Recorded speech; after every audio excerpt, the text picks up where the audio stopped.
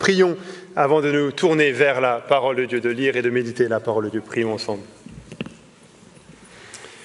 Notre Dieu, nous te remercions parce que cette année encore, on peut compter sur toi et compter sur ce que tu nous as fait connaître dans la Bible, la manière dont tu t'es révélé à nous. On te prie, notre Dieu, alors que l'on médite les vérités du livre de l'Ecclésiaste, on te prie que tu ancres ces vérités dans notre cœur par ton esprit, pour qu'on puisse aborder cette année 2025 avec réalisme, en n'étant pas naïf face au caractère de cette vie et en nous confiant en toi. On prie ces choses dans le nom de Jésus. Amen. Alors c'est peut-être la réflexion qu'on a en ce moment, on est en train de passer à une nouvelle année, on aborde 2025, on a des projets, on dresse un certain bilan comme on l'a entendu dans les différents témoignages et on peut se demander qu'est-ce que 2025 aura de différent de ce qui s'est passé en 2024. Est-ce qu'on peut espérer même une différence? Est-ce qu'on peut espérer un changement? On va méditer ce matin quelques vérités du livre de l'Ecclésiaste, parce que je suis convaincu que ces vérités peuvent nous aider à aborder 2025 de la bonne manière et à réaliser qu'en fait, on ne peut pas attendre grand-chose de différent de 2025.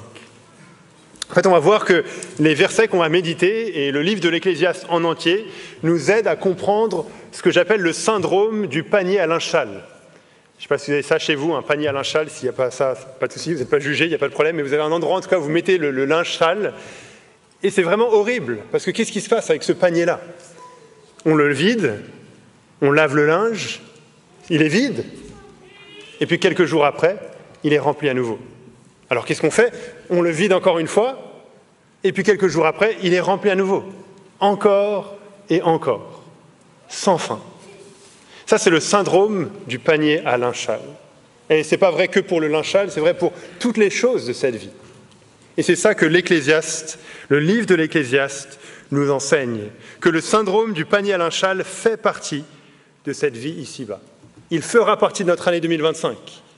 Et on ne doit pas s'attendre à ce que ça change. Donc on va regarder quelques versets dans ce livre de l'Ecclésiaste, et ce n'est pas un livre qui a pour but de nous faire déprimer, mais c'est plutôt un livre qui a pour but de nous aider à être réalistes face au caractère de cette vie. Comme un commentateur le dit, ou le titre de son commentaire, c'est « Apprendre à faire face à la vie telle qu'elle est, vivre la vie telle qu'elle est ». Nous aider à bien vivre, on pourrait dire, quand tout déçoit. Tout déçoit, c'est ça la conclusion, le constat de ce livre dès le début. Donc si vous regardez avec moi Ecclésiaste chapitre 1, vous avez les versets dans le livret, le verset 2, voilà la thèse de base, l'affirmation de base de ce livre qui est répétée plusieurs fois. Ecclésiaste 1, verset 2, « Vanité des vanités, dit l'Ecclésiaste, vanité des vanités, tout est vanité. » C'est ça que tout le reste de ce livre va démontrer, que tout est vanité. Ça veut dire quoi, vanité des vanités? On connaît ça dans le langage populaire. On pourrait traduire aussi futilité complète ou tout est dérisoire. Le mot qu'on traduit par vanité, littéralement, c'est le mot vapeur. On pourrait dire vapeur des vapeurs, tout est vapeur dans cette vie. C'est-à-dire que non seulement ça ne dure pas, c'est un peu comme quand il fait froid, on a de la buée qui sort de notre bouche quand on respire, quand on souffle dehors, et ça ne dure pas. Ça disparaît tout de suite. Ça s'envole, c'est éphémère. Mais ce mot, le mot vanité, pointe aussi vers quelque chose qui n'a pas de consistance, quelque chose qui est creux, quelque chose qui n'est pas fiable, quelque chose qui est décevant. Le livre utilise plus loin l'image de poursuivre le vent. Alors il y a quelques enfants ici, vous êtes avec moi les enfants? Je vous parle juste pour une seconde, quelques secondes, un peu plus. Est-ce que vous avez déjà essayé de poursuivre le vent? Vous avez déjà essayé de courir après le vent? Non? Essayez cet après-midi. Alors peut-être il pleut, ça marche moins bien, mais essayez cet après-midi d'aller dehors et de courir après le vent. Et ça vous occupera, vos parents pourront faire la sieste. Ça ne marche pas vraiment, n'est-ce pas? De courir après le vent, de poursuivre le vent. Ça mène nulle part, c'est impossible. Mais l'Ecclésiaste nous dit, c'est ça en quoi consiste toute cette vie. Ou alors c'est un peu comme on pourrait dire, essayer de marcher sur le trottoir après qu'il ait neigé. Alors juste après qu'il ait neigé, ça va, c'est la poudreuse, mais une fois que plusieurs personnes ont marché dessus, que ça a gelé, waouh, ça glisse. C'est pas stable, c'est pas fiable. C'est ça que ce livre veut nous montrer, que dans la vie, tout déçoit. Rien ne dure, tout est éphémère comme de la buée qui sort de notre bouche, et rien ne satisfait, rien n'est fiable. Tout est aussi décevant que marcher sur la glace ou de courir après le vent. Un ami vient d'écrire un livre sur le livre de l'Ecclésiaste en anglais, et le titre c'est « Tout n'est jamais assez ». On a beau tout avoir, c'est jamais assez. C'est ça le constat de ce livre de l'Ecclésiaste. Alors j'imagine que ce n'est pas dur pour nous d'être conscients de cela. On est convaincus de cela par notre expérience même. Mais ce livre de l'Ecclésiaste et ce chapitre 1 nous donnent plusieurs preuves. Alors j'ai mis le plan sur le livret, mais par souci de temps et par amour pour vous, j'ai réduit un petit peu. Donc on va sauter la première preuve, les versets 3 à 11. Vous pouvez voir ça par vous-même chez vous. Mais le chapitre 1 veut prouver que tout déçoit dans cette vie. Et il va parler du monde au début, de la nature, mais ensuite on va regarder la deuxième preuve, tout déçoit. L'Ecclésiaste lui-même en est témoin dans les versets 12 et suivants. Tout déçoit, c'est ça le constat, l'Ecclésiaste lui-même en est témoin. L'Ecclésiaste, c'est le nom de ce livre, oui, mais c'est aussi une personne. Et c'est un titre qui évoque l'idée d'un maître de sagesse, un sage, un enseignant, on pourrait dire. Dans ce livre, c'est lui, ce maître de sagesse, qui parle. Et lui, il a tout essayé. Vraiment tout essayé. C'est quelqu'un qui était roi d'Israël à Jérusalem et qui avait accès à tout ce qu'on peut imaginer, de bon ou de mauvais, qui existe sur terre. La sagesse, la connaissance, la richesse, le pouvoir, les plaisirs humains, il avait tout, il a tout essayé, il a tout analysé et il nous livre sa conclusion. Et voilà sa conclusion. On va la lire au chapitre 1, les versets 12 à 14. Donc regardez avec moi chapitre 1, versets 12 à 14. « Moi, l'Ecclésiaste, je suis devenu roi d'Israël, roi sur Israël à Jérusalem. J'ai pris à cœur de rechercher et d'explorer par la sagesse tout ce qui se fait sous le ciel. C'est un souci fâcheux que Dieu donne aux humains comme moyen d'humiliation. J'ai vu tous les ouvrages qui se font sous le soleil. Et qu'est-ce qu'il dit ? Voici que tout est vanité et poursuite du vent. » Voilà l'Ecclésiaste, le grand sage, il a tout essayé, vraiment tout, et il nous dit, les amis, je vous confirme, tout dans ce monde est vanité et poursuite du vent. Tout déçoit. C'est pas que tout est aussi mauvais que ça pourrait l'être, c'est pas que tout est négatif, mais c'est que tout dans ce monde est atteint par ce caractère vaporeux, on pourrait dire, de vapeur, éphémère et décevant, pas satisfaisant. Tout déçoit d'une manière ou d'une autre. Et une réaction naturelle en pensant à ça, en entendant ça, c'est de penser, mais ça c'est le cas de la vie sans Dieu. Oui, si on rejette Dieu, alors on ne sera jamais vraiment satisfait. Alors on sera constamment frustré. Oui, sans Dieu, on ferme la porte à la joie dans ce monde. Mais avec Dieu, c'est totalement différent. Et il n'y aura pas de déception face aux choses de la vie. On peut facilement penser comme ça. Mais en fait, ce ne serait pas totalement juste de réfléchir de cette manière-là. Parce que la conclusion de l'Ecclésiaste qu'on vient de lire, ce n'est pas la conclusion d'un incroyant qui rejette Dieu, qui n'a pas Dieu dans sa vie. Au contraire, on voit à plusieurs reprises dans ce livre que l'Ecclésiaste reconnaît que Dieu existe. L'Ecclésiaste reconnaît que Dieu est au contrôle de toutes choses.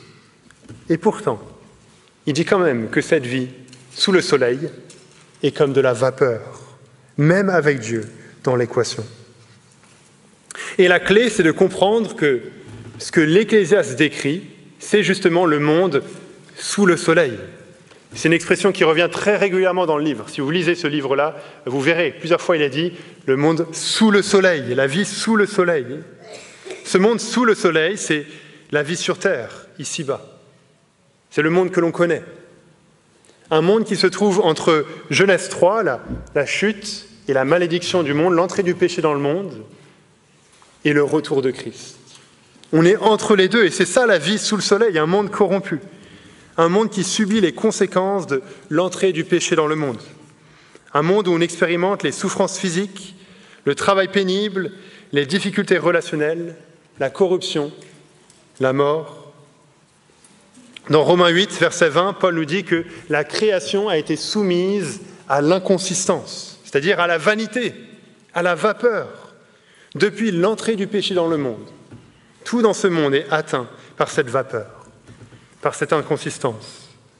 La création tout entière est esclave de ce cycle sans fin, et l'être humain est impuissant pour le briser. Ça fait partie de la vie ici-bas.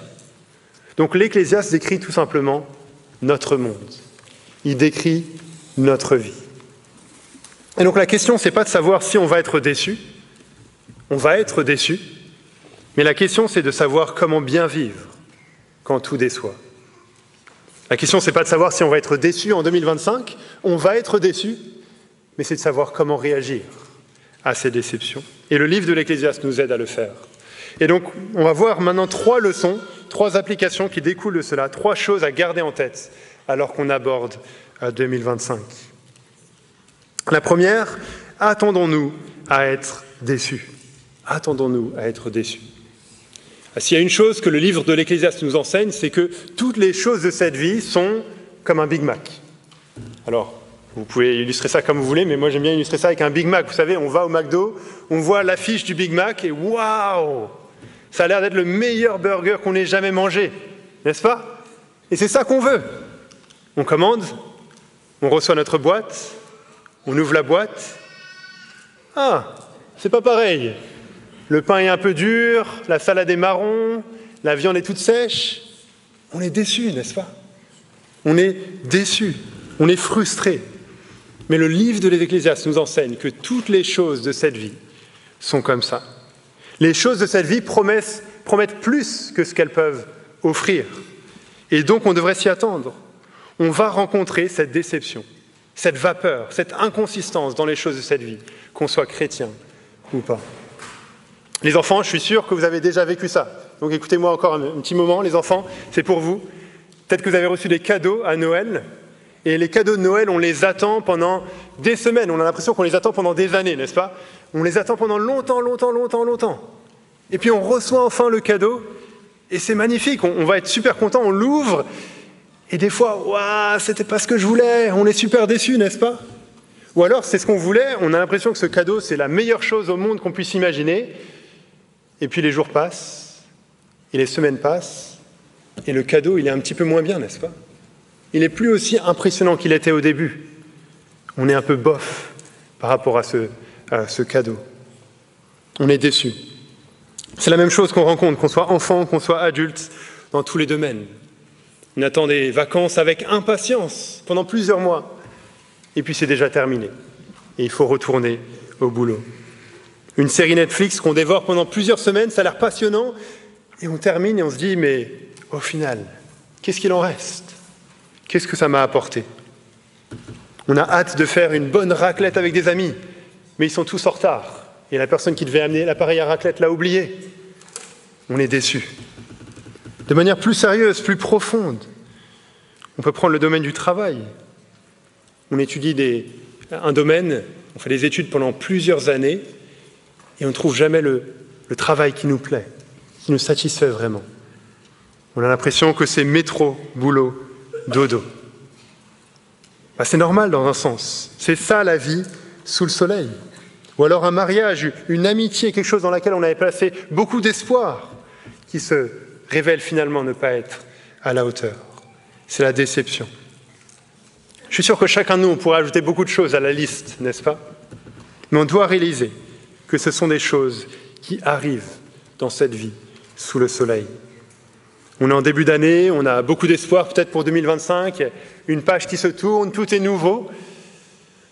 Mais dans nos attentes pour cette année, on devrait s'attendre à être déçus.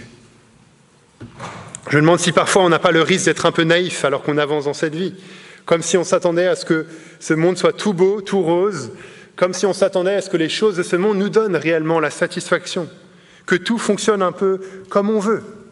Et puis on se rend compte que ce n'est pas le cas. Et on est déçu. Non, plutôt, il faut avoir les bonnes attentes. Il faut s'attendre à être déçu. Jamais pleinement satisfait. On ne trouvera pas la joie ultime, ni dans ce loisir, ni dans cette amitié, ni dans cette vidéo YouTube, ni dans notre famille, ou nulle part ailleurs dans ce monde. Et ça nous aidera à mieux réagir quand on est confronté à un imprévu. Ça nous aidera à ne pas tomber dans la frustration, mais à plutôt dire, oui, c'est le genre de choses qui arrivent dans ce monde corrompu. La vie sous le soleil n'offrira pas mieux.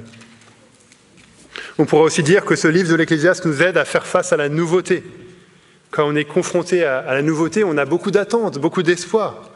Oui, une nouvelle année, mais aussi d'autres choses. Un nouveau smartphone, waouh, ma vie va changer.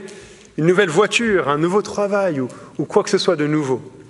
On met notre espoir dans ces choses et on est tenté de croire que ce sont ces choses qui vont réellement nous apporter la satisfaction, régler nos problèmes, nous donner ce qu'on a toujours cherché dans un sens. C'est ça que les pubs font.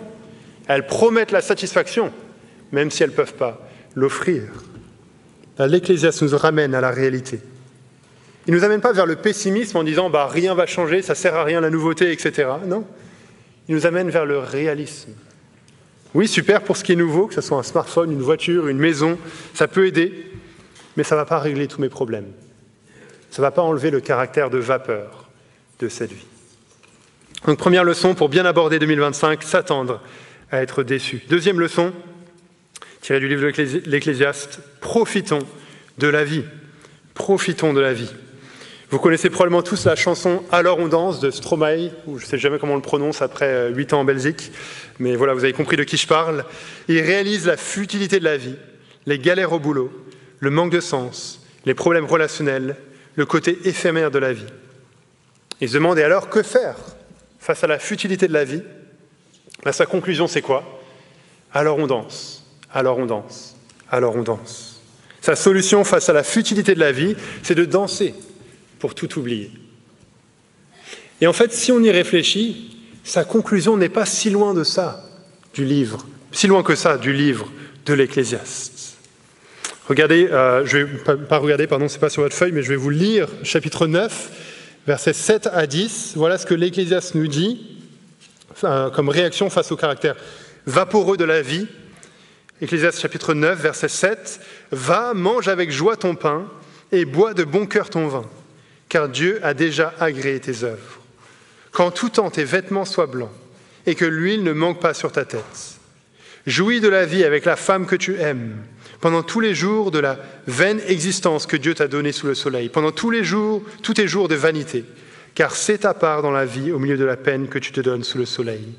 Tout ce que ta main trouve à faire avec ta force, fais-le, car il n'y a ni activité, ni raison, ni science, ni sagesse dans le séjour des morts où tu vas. » Que faire face à la futilité de la vie? Il ne dit pas « danse », mais il dit « profite de la vie, fais ce qui te rend heureux, fais des choses qui te donnent de la joie. » Et l'Ecclésiaste dira ailleurs, dans le chapitre 3, versets 12 et 13, que trouver de la joie dans les choses de cette vie, c'est un don de Dieu. En d'autres mots, il faut cueillir le bonheur tant qu'il est là. Donc la logique, c'est celle-ci. Puisque la vie est décevante et éphémère, alors profites-en au maximum. Puisque le bonheur est comme de la vapeur, alors amasse autant de vapeur que tu peux, parce que ça ne va pas durer. Alors bien sûr, il n'est pas question ici de faire des choses qui seraient immorales ou de poursuivre ce qui ne plaît pas à Dieu. Et c'est là où la réaction chrétienne, la réaction de l'Ecclésiaste à la futilité de la vie est différente de celle que le monde offrirait. Il ne s'agit pas de faire n'importe quoi sans se soucier des conséquences ou des limites morales, mais il s'agit ici de profiter librement du monde que Dieu a créé, d'une manière qui honore Dieu. Il ne s'agit pas non plus de profiter de ces choses en faisant des idoles, en pensant qu'on va pouvoir trouver la satisfaction dans ces choses. Non, on garde en tête tout ce qu'on vient de voir.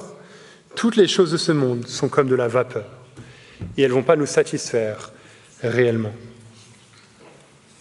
Donc plutôt on profite de ces choses en étant conscient de ça, que ce n'est pas ça qui définit notre vie.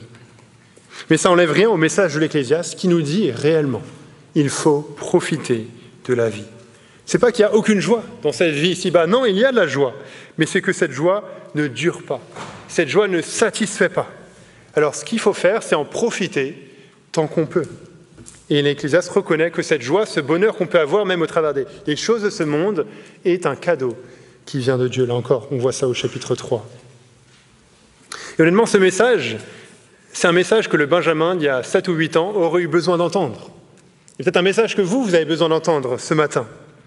Parce que ça va à l'encontre d'une mauvaise attitude chrétienne qui rejetterait les plaisirs de cette vie sous prétexte que ce n'est pas spirituel, que ça n'a aucune valeur dans l'éternité, qu'il faut uniquement occuper son temps avec ce qui dure dans l'éternité. Non, ce n'est pas ce que l'Ecclésiaste nous dit. Le sport, la musique, l'art, les films, l'amitié, l'humour, la bonne nourriture, le voyage, la découverte, les amitiés, tant que ces choses ne sont pas immorales, contraires à ce que Dieu veut, alors on doit les recevoir comme des cadeaux qui viennent de Dieu, dont on est appelé à profiter. Si chaque fois qu'on est confronté à ces choses, on ressent de la culpabilité, peut-être qu'on a besoin de réentendre le message de l'Ecclésiaste. On a peut-être à tort distingué ce qui est spirituel d'un côté et qui plairait à Dieu, et ce qui n'est pas spirituel de l'autre et qui ne plairait pas à Dieu. Et donc on a besoin de retrouver le bon caractère des choses que Dieu a créées. Là encore, pas d'une manière qui est immorale.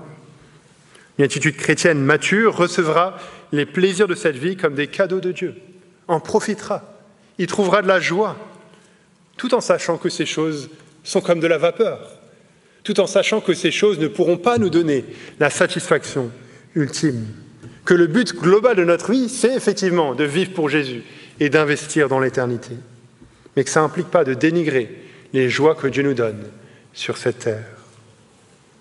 Ça nous aide à voir que le livre de l'Ecclésiaste, ce n'est pas un livre qui est pessimiste ou négatif, mais plutôt un livre qui nous amène à être réaliste sur le caractère de cette vie.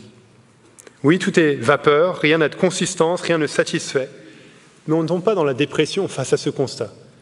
On essaie plutôt de se réjouir tant que l'on peut. Troisième leçon du livre de l'Ecclésiaste pour notre année 2025, pour terminer, trouvons refuge en Dieu. Trouvons refuge en Dieu. En lisant l'Ecclésiaste, on a parfois l'impression d'être bloqué dans une impasse. Parce que d'un côté, on nous dit que tout est de la vapeur, que tout déçoit, et de l'autre côté, on nous dit qu'il faut profiter de la vie tant qu'on peut. Mais on sait qu'en profitant de la vie, on sera déçu et on ne sera jamais pleinement satisfait. On sait que le bonheur est éphémère et qu'il ne dure pas. Et alors on se dit, mais que faire ? Où se tourner ? On a l'impression que ce que ce livre de l'Ecclésiaste fait, c'est saper, enlever tous nos fondements. Et on ne sait plus à quoi se raccrocher. Et je crois que c'est exactement ce que le livre de l'Ecclésiaste veut faire pour nous. C'est exactement le but de ce livre, de saper tous nos fondements, de saper notre confiance dans les choses de cette vie pour qu'on s'attache à Dieu, pour que l'on soit amené à craindre Dieu. Je vous lis le chapitre 3, verset 14. Voilà ce que l'Ecclésiaste dit. « J'ai reconnu que tout ce que Dieu fait dure à toujours. Il n'y a rien à y ajouter et rien à en retrancher. Dieu agit ainsi afin qu'on ait de la crainte en sa présence. » De manière surprenante, dans ce verset, on découvre quelque chose qui n'est pas de la vapeur. On découvre quelque chose qui dure pour toujours, ce que Dieu fait. J'ai reconnu que tout ce que Dieu fait dure à toujours. Et on apprend dans ce verset que Dieu a volontairement voulu ce contraste entre lui, sa personne et ses œuvres qui durent à toujours, et cette vie ici-bas qui est marquée par la vapeur. Pourquoi est-ce qu'il a voulu cela ? Afin qu'on ait de la crainte en sa présence, afin qu'on soit amené à le reconnaître comme Dieu, à l'aimer, à l'adorer, à vivre pour lui. Alors quand on se retrouve dans cette impasse du livre de l'Ecclésiaste, qu'on réalise que tout dans cette vie déçoit, il faut trouver refuge en Dieu. C'est là où l'Ecclésiaste lui-même veut nous amener. Il faut réaliser que tout est éphémère, il faut réaliser que tout est de la vapeur pour que l'on s'attache à Dieu, pour qu'on trouve le repos et la satisfaction en lui. Dans le Créateur, pas dans la création. Dans celui qui a donné ces bonnes choses, aussi éphémères soient-elles, et pas dans les choses qu'il a données. Ce Dieu-là, c'est le seul qui peut donner un espoir face à la futilité de la vie. On a parlé de ce cycle de l'Ecclésiaste, on pourrait dire, où tout est vapeur et l'être humain est incapable de faire changer cela. On voit surtout ça dans la première partie du chapitre 1. Il y a un cycle de vanité qui continue, les générations se succèdent, et il n'y a rien qui change. L'être humain est incapable de briser le cycle de vapeur. L'être humain est incapable de libérer la création de l'esclavage, de l'inconsistance. Parce que depuis la chute, la mort est entrée dans le monde et met fin à tous les espoirs humains. La mort, c'est la preuve ultime de la futilité de la vie. À quoi bon vivre, travailler et se donner de la peine si tout part en fumée? Mais on sait qu'il y a une personne qui a brisé ce cycle de l'Ecclésiaste. On sait qu'il y a une personne qui a brisé ce cycle de vapeur. On sait qu'il y a une personne qui a brisé l'esclavage de la mort. C'est le Seigneur Jésus. Sur la croix, Jésus règle le problème à la racine. Jésus règle le problème du péché. C'est ça qui avait entraîné le fait que la création a été soumise à l'inconsistance, comme on voit dans Romains 8, le péché. Mais Jésus prend sur lui le jugement qu'on mérite. Jésus prend la colère à notre place, la colère de Dieu que nos offenses envers Dieu ont entraîné. Jésus nous offre, par sa mort, par sa résurrection, le pardon des péchés, une vie nouvelle, une relation rétablie avec Dieu et une vie éternelle. Par sa mort, Jésus brise le cycle de vanité, l'esclavage de la corruption. Jésus brise la mort elle-même. Jésus donne l'espoir d'un monde glorieux, d'un monde libéré de toute vapeur, d'un monde éternel où on vivra réellement la satisfaction complète. Imaginez un monde où il n'y aura plus de déception, parce qu'il n'y aura plus rien qui pourra nous décevoir. Et dès aujourd'hui, Jésus nous donne le pardon des péchés, une relation rétablie avec Dieu. Oui, c'est vrai que ça n'enlève rien aux déceptions qu'on va connaître dans cette vie sous le soleil, aux déceptions qu'on va connaître en 2025. Ça continue. Mais on aborde ces déceptions différemment, en sachant que cette vie n'est pas notre vie, que ce monde sous le soleil n'est pas notre monde. On a un monde qui nous attend là-haut. Et donc oui, on profite des choses de ce monde, du bonheur que Dieu nous donne ici-bas, comme un cadeau tant qu'on peut l'avoir. Et en même temps, on met tout ça en perspective, en voulant investir dans ce qui compte vraiment, en voulant investir dans ce qui n'est pas de la vapeur, en voulant investir dans ce qui dure pour l'éternité. Dans 1 Corinthiens 15, Paul explique aux Corinthiens que Jésus est ressuscité et que par sa mort et sa résurrection, Jésus a brisé la mort, le péché pour toujours. Il a remporté la victoire ultime. Et voilà comment Paul termine ce chapitre. Voilà la conséquence de ce que Jésus a fait sur la croix par sa mort et par sa résurrection. Ainsi, mes frères bien-aimés, soyez fermes, inébranlables, progressez toujours dans l'œuvre du Seigneur, sachant que votre travail n'est pas vain dans le Seigneur. Il faut tenir ferme et il faut travailler avec zèle à l'œuvre du Seigneur, au progrès de l'Évangile, à l'édification des autres chrétiens, parce que ça, c'est pas vain. Parce que ça, c'est pas de la vapeur, c'est pas de la vanité. Faire cela, c'est investir dans ce qui dure toujours. Alors qu'on termine, oui, merci Seigneur pour l'Ecclésiaste, qui nous donne une bonne dose de réalisme, n'est-ce pas, pour aborder 2025. Oui, l'Ecclésiaste sape réellement notre confiance dans les choses de cette vie, nos attentes, avec des mots assez forts qui pourraient sembler un peu pessimistes. Mais on ne s'arrête pas là. Il veut nous amener à réaliser cela pour qu'on puisse profiter de la vie tant qu'on peut. Mais on ne s'arrête pas là non plus. Il veut nous amener à réaliser cela, à profiter de la vie, tout en craignant Dieu, en vivant pour lui, en disciple de Jésus, celui qui a résolu le problème de la vanité pour toujours. Donc pour 2025, on doit garder ces trois choses en tête. D'abord, s'attendre à être déçu. On va vivre le syndrome du panier à linge-sale encore et encore, dans plein de domaines, dans cette vie. Deuxièmement, il faut profiter du bonheur tant qu'on peut. On peut se demander, qu'est-ce que je peux faire cette année qui me rend heureux, qui me donne de la joie? Et troisièmement, il faut que j'investisse dans ce qui dure toujours, ce qui décevra jamais, l'œuvre de l'Évangile, parce que ça, c'est pas de la vapeur. Alors prions pour terminer. Je vais prier.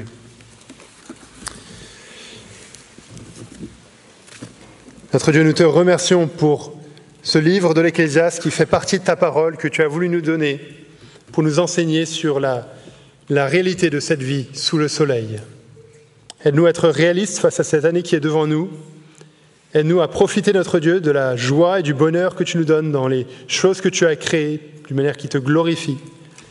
Et aide-nous, notre Dieu, à nous confier en toi, à investir notre temps, notre énergie, nos vies dans ce qui compte pour toujours.